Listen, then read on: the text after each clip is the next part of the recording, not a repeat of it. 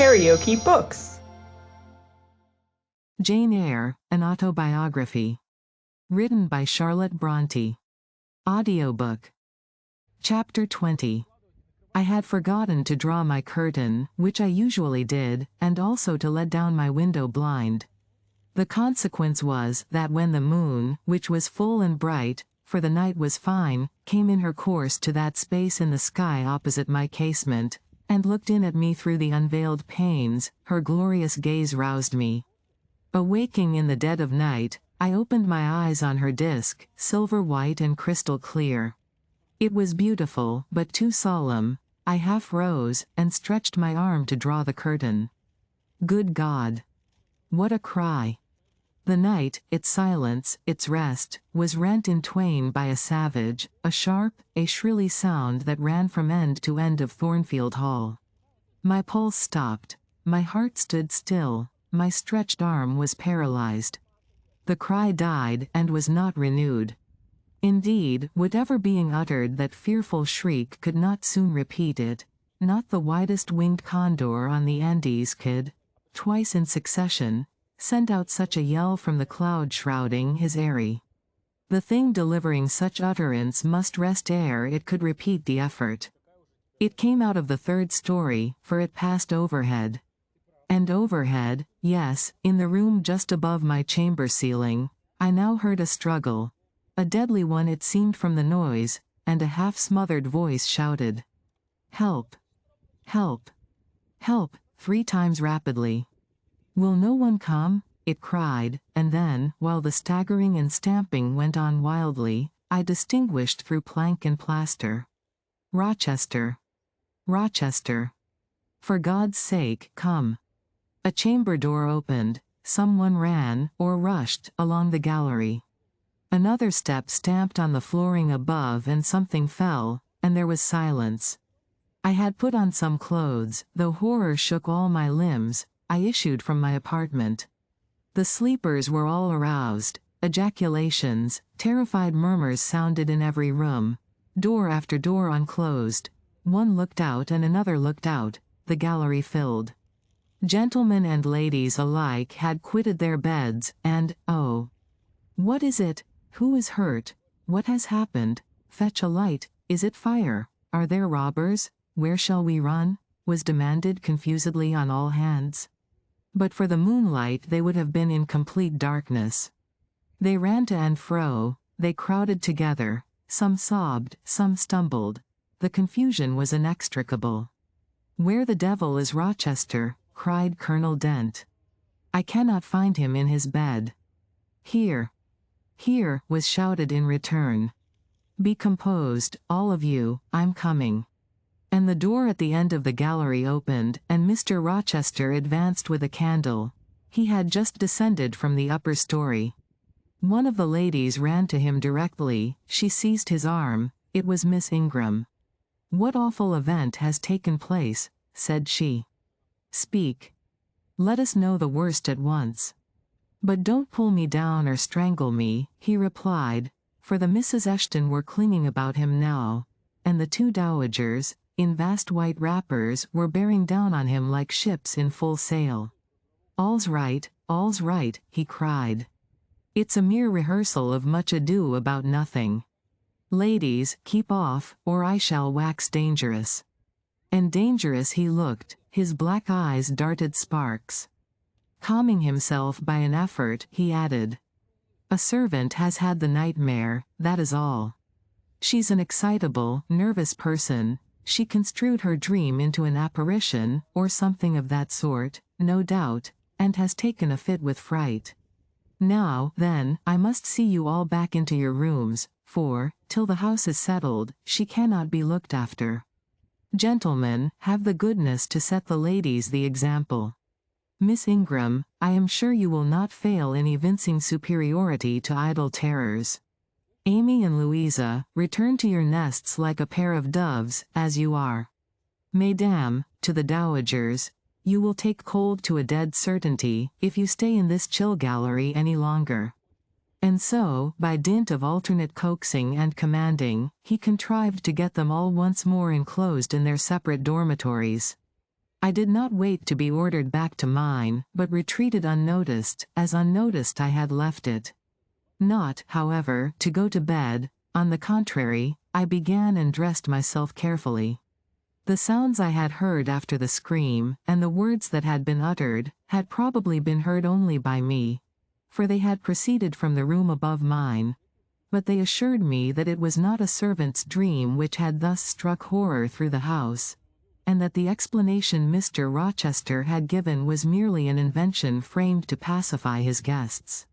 I dressed, then, to be ready for emergencies.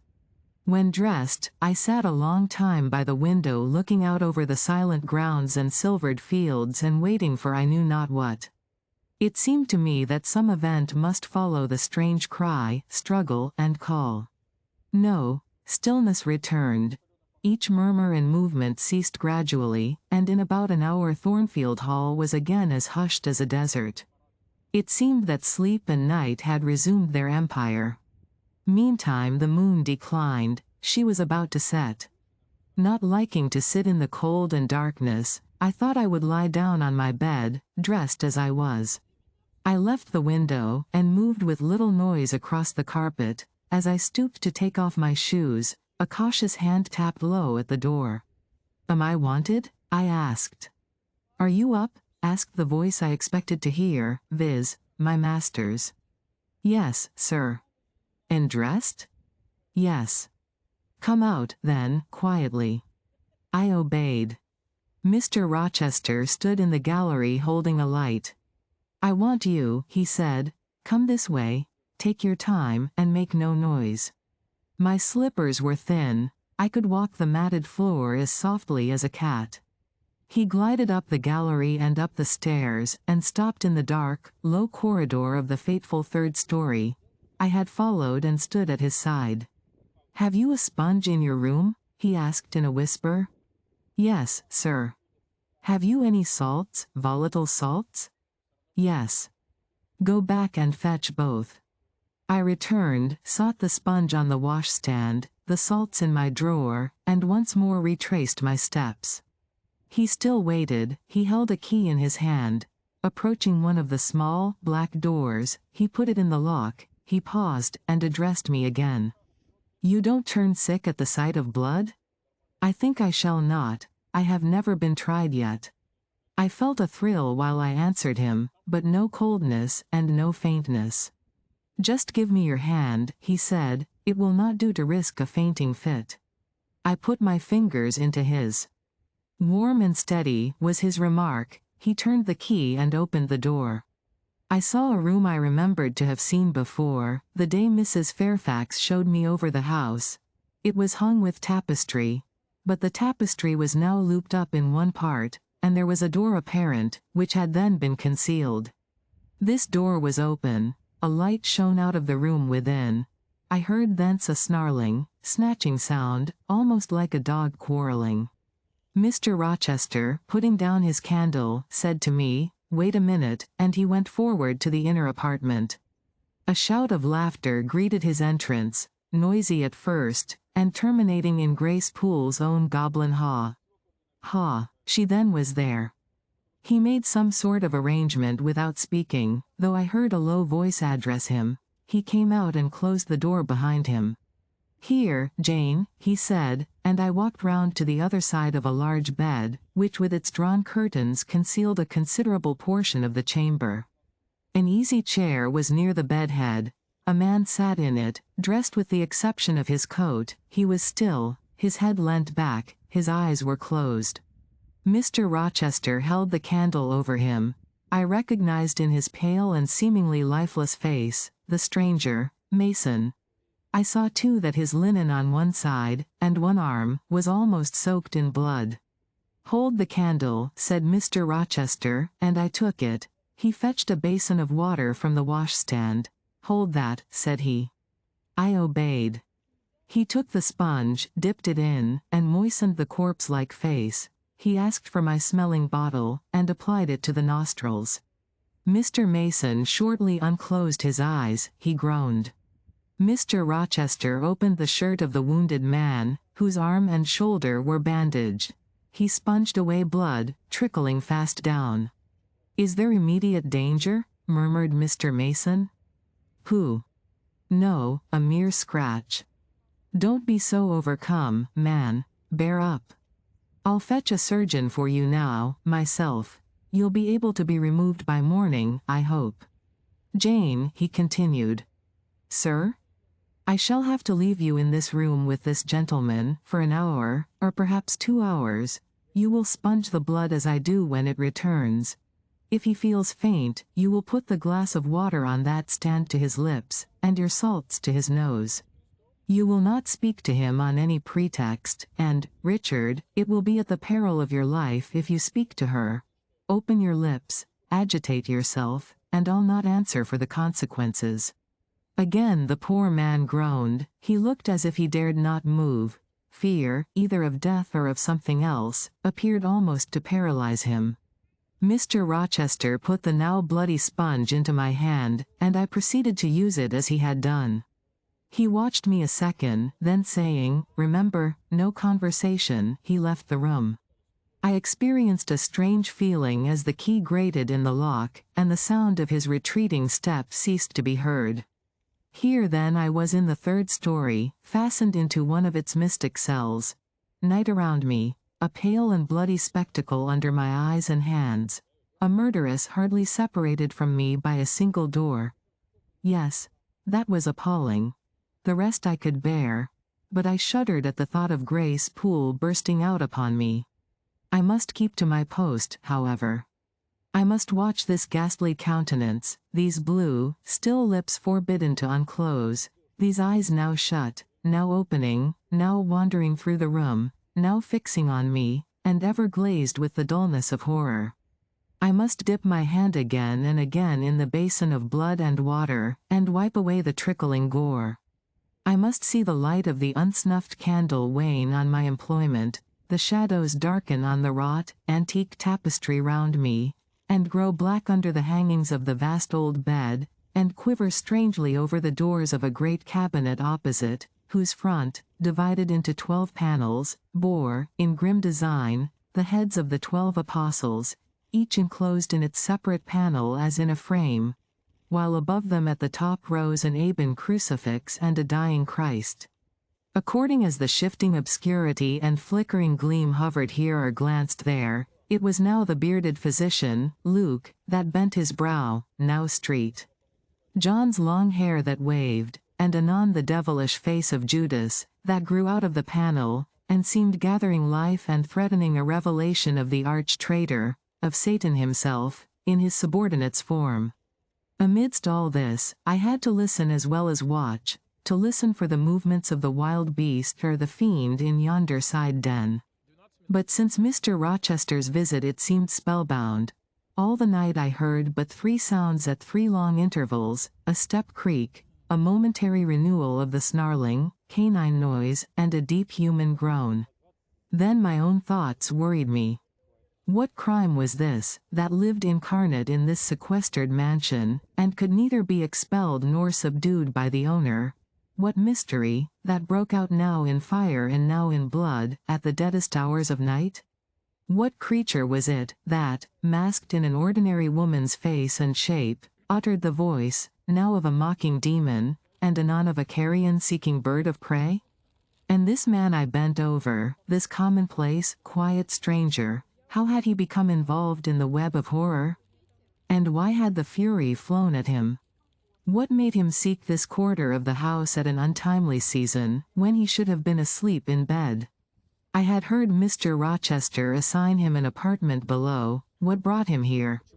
And why, now, was he so tame under the violence or treachery done him? Why did he so quietly submit to the concealment Mr. Rochester enforced? Why did Mr. Rochester enforce this concealment? His guest had been outraged, his own life on a former occasion had been hideously plotted against, and both attempts he smothered in secrecy and sank in oblivion. Lastly, I saw Mr. Mason was submissive to Mr. Rochester, that the impetuous will of the latter held complete sway over the inertness of the former. The few words which had passed between them assured me of this. It was evident that in their former intercourse, the passive disposition of the one had been habitually influenced by the active energy of the other. Whence then had arisen Mr. Rochester's dismay when he heard of Mr. Mason's arrival? Why had the mere name of this unresisting individual, whom his word now sufficed to control like a child, fallen on him, a few hours since, as a thunderbolt might fall on an oak? Oh! I could not forget his look and his paleness when he whispered, "Jane, I have got a blow, I have got a blow, Jane." I could not forget how the arm had trembled which he rested on my shoulder, and it was no light matter which could thus bow the resolute spirit and thrill the vigorous frame of Fairfax Rochester. When will he come? When will he come? I cried inwardly, as the night lingered and lingered, as my bleeding patient drooped, moaned, sickened, and neither day nor aid arrived. I had, again and again, held the water to Mason's white lips, again and again offered him the stimulating salts. My efforts seemed ineffectual.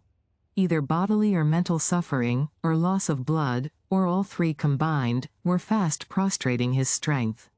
He moaned so, and looked so weak, wild, and lost, I feared he was dying, and I might not even speak to him. The candle, wasted at last, went out. As it expired, I perceived streaks of grey light edging the window curtains. Dawn was then approaching. Presently I heard Pilot bark far below, out of his distant kennel in the courtyard. Hope revived. Nor was it unwarranted. In 5 minutes more the grating key, the yielding lock, warned me my watch was relieved. It could not have lasted more than 2 hours. Many a week has seemed shorter. Mr. Rochester entered, and with him the surgeon he had been to fetch. "Now, Carter, be on the alert," he said to this last. "I give you but half an hour for dressing the wound, fastening the bandages, getting the patient downstairs and all." "But is he fit to move, sir?" "No doubt of it. It is nothing serious. He is nervous. His spirits must be kept up. Come, set to work." Mr. Rochester drew back the thick curtain, drew up the Holland blind, let in all the daylight he could, and I was surprised and cheered to see how far dawn was advanced. What rosy streaks were beginning to brighten the east. Then he approached Mason, whom the surgeon was already handling. "Now, my good fellow, how are you?" he asked. "She's done for me, I fear," was the faint reply. "Not a whit. Courage. This day fortnight you'll hardly be a pin the worse of it. You've lost a little blood, that's all. Carter, assure him there's no danger." "I can do that conscientiously," said Carter, who had now undone the bandages, "only I wish I could have got here sooner. He would not have bled so much, but how is this? The flesh on the shoulder is torn as well as cut. This wound was not done with a knife. There have been teeth here. She bit me," he murmured. "She worried me like a tigress when Rochester got the knife from her." "You should not have yielded. You should have grappled with her at once," said Mr. Rochester. "But under such circumstances, what could one do?" returned Mason. "Oh, it was frightful," he added, shuddering. "And I did not expect it. She looked so quiet at first." "I warned you," was his friend's answer. I said, "Be on your guard when you go near her. Besides, you might have waited till tomorrow, and had me with you. It was mere folly to attempt the interview tonight, and alone.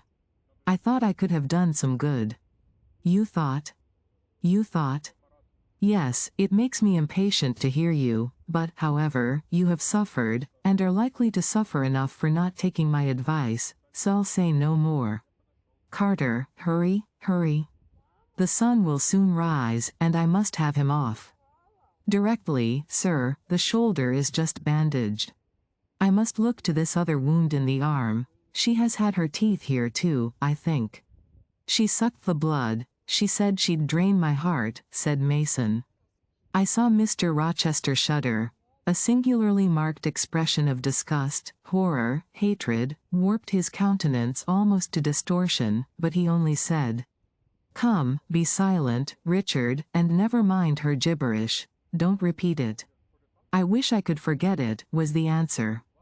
You will when you are out of the country. When you get back to Spanish Town, you may think of her as dead and buried, or rather, you need not think of her at all. Impossible to forget this night.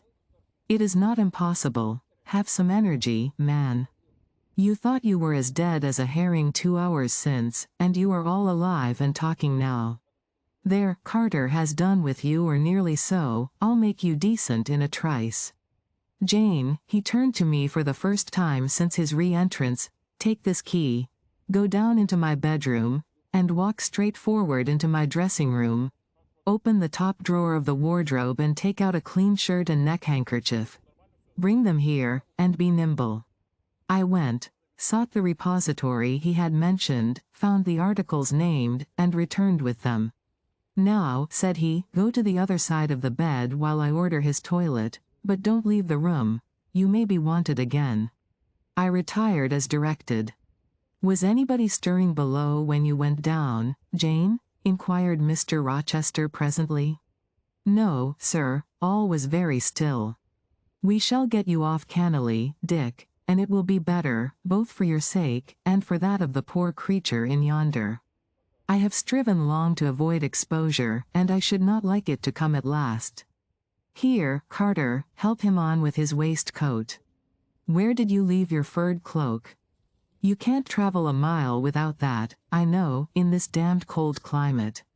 In your room? Jane, run down to Mr. Mason's room, the one next mine, and fetch a cloak you will see there.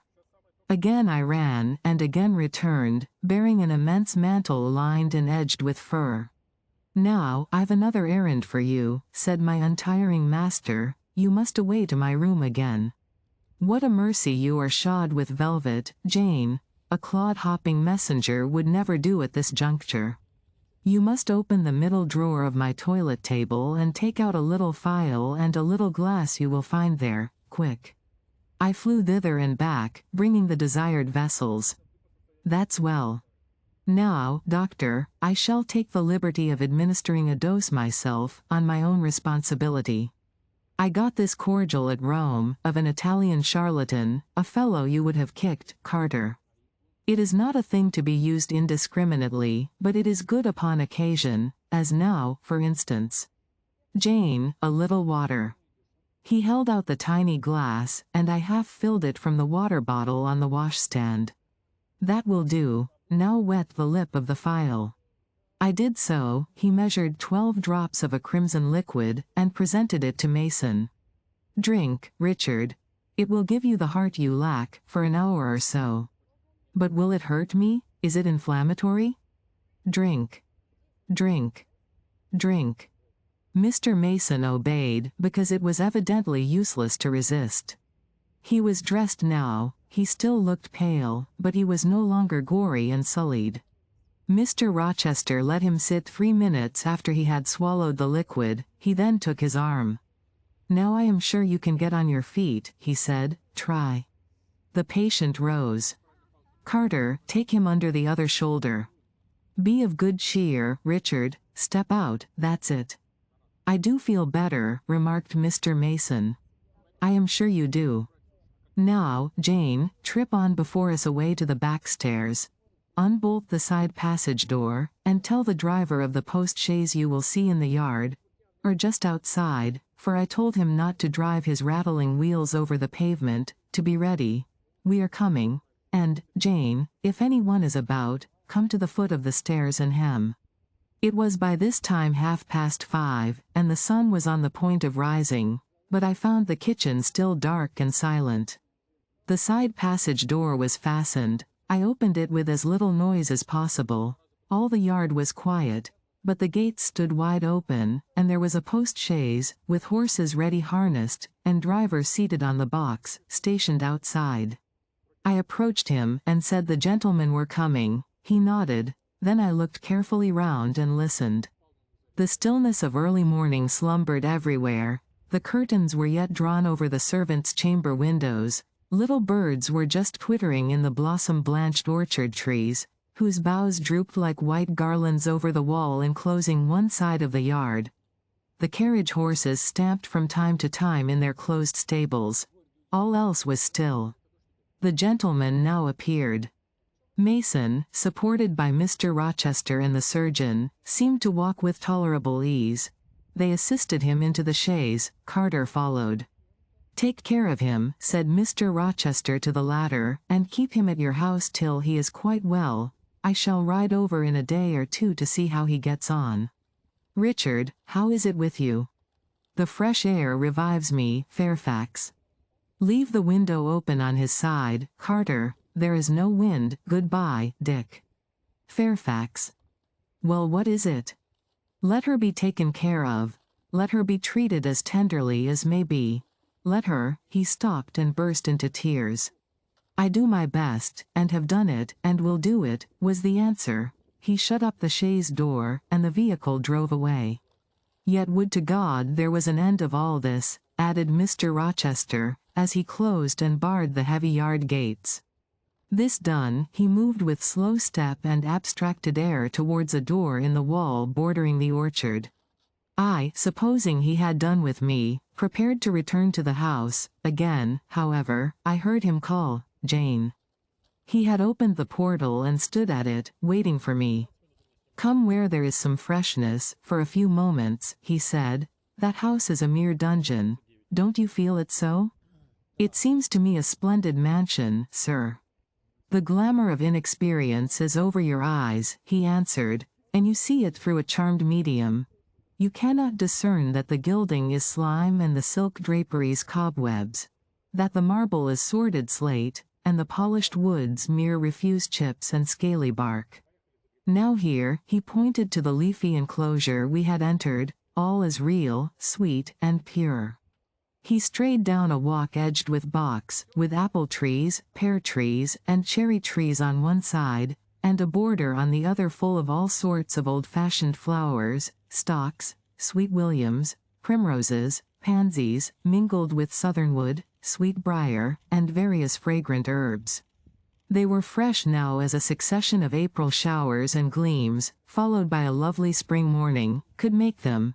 The sun was just entering the dappled east, and his light illumined the wreathed and dewy orchard trees and shone down the quiet walks under them. "Jane, will you have a flower?" He gathered a half-blown rose, the first on the bush, and offered it to me. "Thank you, sir."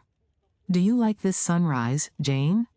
That sky with its high and light clouds which are sure to melt away as the day waxes warm, this placid and balmy atmosphere?" "I do, very much." "You have passed a strange night, Jane." "Yes, sir." "And it has made you look pale. Were you afraid when I left you alone with Mason?" "I was afraid of someone coming out of the inner room. But I had fastened the door, I had the key in my pocket. I should have been a careless shepherd if I had left a lamb, my pet lamb, so near a wolf's den, unguarded. You were safe." "Will Grace Poole live here still, sir?" "Oh yes." "Don't trouble your head about her, put the thing out of your thoughts. Yet it seems to me your life is hardly secure while she stays." "Never fear, I will take care of myself." "Is the danger you apprehended last night gone by now, sir?" "I cannot vouch for that till Mason is out of England, nor even then. To live, for me, Jane, is to stand on a crater crust which may crack and spew fire any day. But Mr. Mason seems a man easily led. Your influence, sir, is evidently potent with him. He will never set you at defiance or willfully injure you." "Oh, no. Mason will not defy me, nor, knowing it, will he hurt me, but, unintentionally, he might in a moment, by one careless word, deprive me, if not of life, yet forever of happiness. Tell him to be cautious, sir. Let him know what you fear, and show him how to avert the danger." He laughed sardonically, hastily took my hand, and as hastily threw it from him. "If I could do that, simpleton, where would the danger be?" "Annihilated in a moment. Ever since I have known Mason, I have only had to say to him, 'Do that,' and the thing has been done. But I cannot give him orders in this case. I cannot say, 'Beware of harming me, Richard,' for it is imperative that I should keep him ignorant that harm to me is possible. Now you look puzzled, and I will puzzle you further. You are my little friend, are you not? I like to serve you, sir, and to obey you in all that is right. Precisely, I see you do. I see genuine contentment in your gait and mien, your eye and face, when you are helping me and pleasing me, working for me, and with me, in, as you characteristically say, all that is right. For if I bid you do what you thought wrong, there would be no light-footed running, no neat-handed alacrity, no lively glance and animated complexion. My friend would then turn to me, quiet and pale, and would say, "No, sir, that is impossible. I cannot do it, because it is wrong," and would become immutable as a fixed star. Well, you too have power over me, and may injure me, yet I dare not show you where I am vulnerable, lest, faithful and friendly as you are, you should transfix me at once. If you have no more to fear from Mr. Mason than you have from me, sir, you are very safe. God grant it may be so. Here, Jane, is an arbor, sit down. The arbor was an arch in the wall, lined with ivy. It contained a rustic seat. Mr. Rochester took it, leaving room, however, for me, but I stood before him. "Sit," he said, "the bench is long enough for two. You don't hesitate to take a place at my side, do you? Is that wrong, Jane?" I answered him by assuming it. To refuse would, I felt, have been unwise. Now, my little friend, while the sun drinks the dew, while all the flowers in this old garden awake and expand, and the birds fetch their young ones' breakfast out of the thornfield, and the early bees do their first spell of work, I'll put a case to you, which you must endeavor to suppose your own. But first, look at me, and tell me you are at ease, and not fearing that I err in detaining you, or that you err in staying. No, sir, I am content. Well then, Jane, call to aid your fancy. Suppose you were no longer a girl well reared and disciplined, but a wild boy indulged from childhood upwards. Imagine yourself in a remote foreign land. Conceive that you there commit a capital error, no matter of what nature or from what motives, but one whose consequences must follow you through life and taint all your existence. Mind, I don't say a crime. I am not speaking of shedding of blood or any other guilty act, which might make the perpetrator amenable to the law. My word is error. The results of what you have done become in time to you utterly insupportable. You take measures to obtain relief. Unusual measures, but neither unlawful nor culpable. Still you are miserable, for hope has quitted you on the very confines of life. Your sun at noon darkens in an eclipse, which you feel will not leave it till the time of setting. Bitter and base associations have become the sole food of your memory. You wander here and there, seeking rest in exile, happiness in pleasure. I mean in heartless, sensual pleasure, such as dulls intellect and blights feeling. Heart-weary and soul-withered, you come home after years of voluntary banishment. You make a new acquaintance, how or where no matter. You find in this stranger much of the good and bright qualities which you have sought for 20 years, and never before encountered, and they are all fresh, healthy, without soil and without taint. Such society revives, regenerates. You feel better days come back, higher wishes, purer feelings. You desire to recommence your life, and to spend what remains to you of days in a way more worthy of an immortal being. To attain this end, are you justified in overleaping an obstacle of custom, a mere conventional impediment which neither your conscience sanctifies nor your judgment approves? He paused for an answer, and what was I to say? Oh, for some good spirit to suggest a judicious and satisfactory response. Vain aspiration. The west wind whispered in the ivy round me, but no gentle Ariel borrowed its breath as a medium of speech.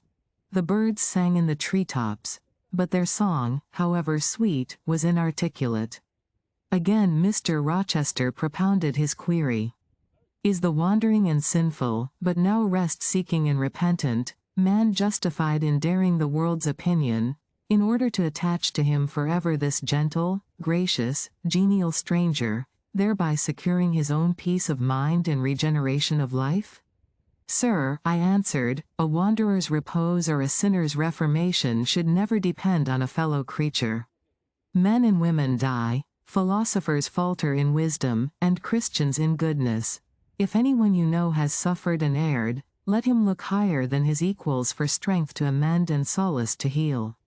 But the instrument, God, who does the work, ordains the instrument. I have myself, I tell it you without parable, been a worldly, dissipated, restless man, and I believe I have found the instrument for my cure in. He paused. The birds went on caroling, the leaves lightly rustling. I almost wondered they did not check their songs and whispers to catch the suspended revelation, but they would have had to wait many minutes, so long was the silence protracted. At last I looked up at the tardy speaker. He was looking eagerly at me.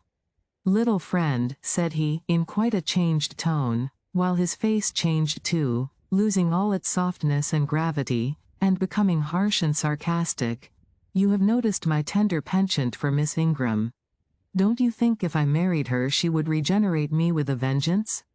He got up instantly, went quite to the other end of the walk, and when he came back he was humming a tune.